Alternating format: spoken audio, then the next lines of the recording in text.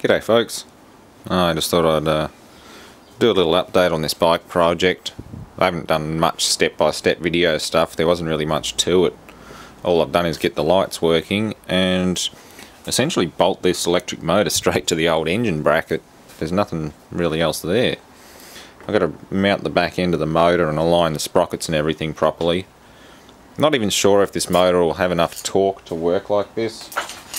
I haven't changed the drive ratio from the original engine's drive ratio, and that engine had a 5:1 reducer on it. So I've got a feeling this isn't going to work very well for the motor. It'll probably overamp and trip the circuit breaker. But just for the purpose of the exercise, I've tried it. It spins up alright. Made oily mess everywhere. Yeah, it does spin up, but there's alignment issues with the chain and sprocket. It's clunking and clattering and carrying on. I just made an adapter shaft for this motor out of the old sprocket and the input shaft from an old speed reducer. Same as that one there. They're both blown up or badly damaged, so I'm just going to use them for bits and pieces to make these sort of things. And that one there, I just knocked the worm shaft out, cut it off, machined a step on it and press fit the sprocket to it. I don't even have to weld it. The sprocket's like pressed or forged iron or something like that, so you can't even weld it reliably. But it does work. Needs a lot of finishing touches, new wheel bearings and things. It is a flood damaged bike, so all the bearings have had water, been fully immersed in water. But it should work alright. I went forwards, so hang on. That'd be why. Better adjust the brake too.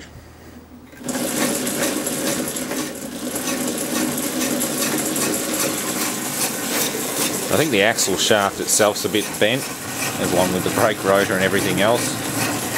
Nothing's very straight.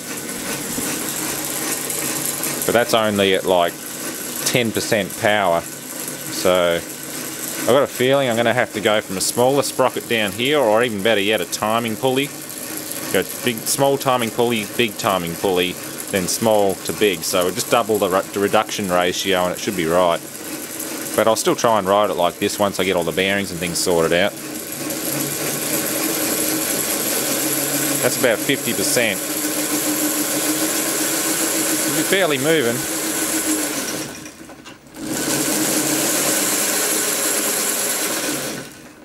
Yeah. Gotta align that chain though, it sounds terrible. Or replace it with a timing belt. I think I'll probably end up going for more of a reduction and timing belts. Likewise, this motor's had oil through it, and although I cleaned it up in a prior video, when I got back to it, this is the first time I've run it since the first video, or no, the second DC motor that I fixed up. I cleaned it all up and I found that oil has seeped out of the commutator and brushes again, and the brushes were glued in their holders. They weren't contacting us after a couple of RPMs, or a couple of revolutions, they just lost contact. And the commutator itself also has oil seeping out between the bars. So I can see why work doesn't want to recondition these motors. Just creates nothing but trouble. So I'll see how long this motor lasts. If it burns up, I'll throw it out. I'm not too fussed about torturing it with high amp loading or anything like that. I just don't want to blow my only good DC controller. And even it's a bit sad. It's been underwater before with power to it. And it's never good for electronics. Either way, I'm going to pull this brush end off and make sure the brushes move a bit more freely. That one's still sticky, sluggish. So I'm going to pull the motor apart again, give that another clean up. It's got new bearings in it, so that's a start. I did try and recondition it, but yeah. The thing about the oil in these speed reducers, like these originally were mounted like that, with the motor at the bottom. And what happens is the main input shaft seal on the gearbox starts leaking like this one has. I've washed this down and you can see there's still corrosion and other crap there from the oil, but it leaks down through the motor and ruins them. They're mounted upright now, but before these used to leak like mad after so many years. Flood the motor with this synthetic gear oil, which is actually water soluble, and it would corrode, it would gum things up, the brushes would all gum up, The commutator bars would start getting semiconductive shorts between them from all the carbon dust and this hygroscopic oil.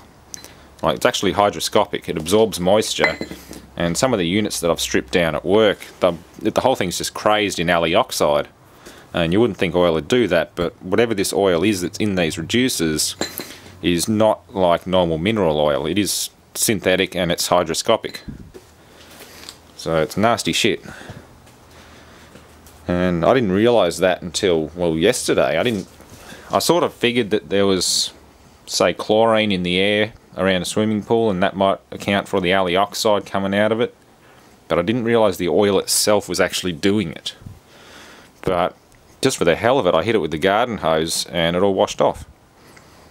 Actually, no, I should say I actually saw one that I put out the back at work. There's one sitting out by the scrap bins, slightly bigger than this, and it was the same. It was fully covered in it. The oil had even stripped most of the black paint off the motor, or the powder coating. All that was just bubbling and lifting off, like someone had dipped it in sulfuric acid. And I left it outside over the holidays when I wasn't there, and it must have gotten enough rain on it to actually wash all the crap off it. So, yeah, this shit's water soluble. It's very hygroscopic, it's nasty shit. And, yeah, it eats things, it destroys motors, so if you've got speed reducers like these, try and mount them with the motor up so you don't get oil through it. Oil seals are replaceable, motors like these aren't, unless you've got a lot of money. So yeah, we'll see how this motor goes. It's 600 watts, 24 volts DC. Battery wise, I can't cram big 40 amp hour batteries like those in there, and even then they're a bit old. Well, they are old, that's why I've got them.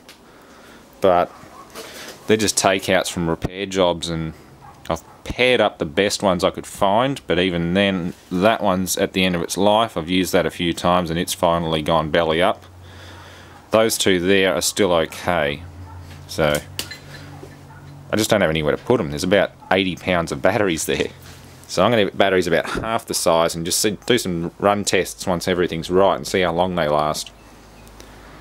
Because in theory, electric bikes are not prohibited on Australian roads, but I don't know about power limitations. Someone said 300 watts might be the power limit for electric bikes. Obviously with lights and indicator and everything working as I've done here, that's not an issue. I've got headlights, indicator lights and stop light, so that's all good. But the power limit of the motor is the only thing I'm not sure on. I could just scrape the label off it and just tell the cops it's a 300 watt motor if they pull me over, but I don't know. I'm sure if they saw a motorcycle or monkey bike, they'd probably just try and can it anyway. We had all this trouble about 10 years ago when they all started coming out on the streets. 49cc's, it was right under the legal capacity limit for stuff that you needed a license for. So all the kids were buying these things because they didn't need a license at the time, and they ended up passing all these bylaws to ban them. And they effectively did that. It's hard to find these monkey bikes now because no one bothers buying them. There's nowhere to ride them. But before, about, I don't know, 6 years ago, the market was just flooded with second-handies because nobody wanted to get picked up by the cops for riding them. Or even local councils. I think Frankston Council was one of the first to pass a bylaw that banned them. But it's sort of fair enough. I've been buzzed by them just walking down the footpath. I'd have my bloody CD player in my pocket and headphones on, and next thing I know I've got this bloody kid clipping my arm as he comes flying down the footpath. So it's sort of understandable. Too many dickheads ruin it for everyone. Oh well, that's enough of that. It's enough for tonight too. I'm bloody exhausted, and I'm going to go to Brad's place tomorrow to just do a bit of work, earn some money. Paying car rego sucks. It's almost $600 now, or $595. So, goodbye money I was going to spend on the Jag for now, but at least I got a car to drive around in. Well, thanks for watching.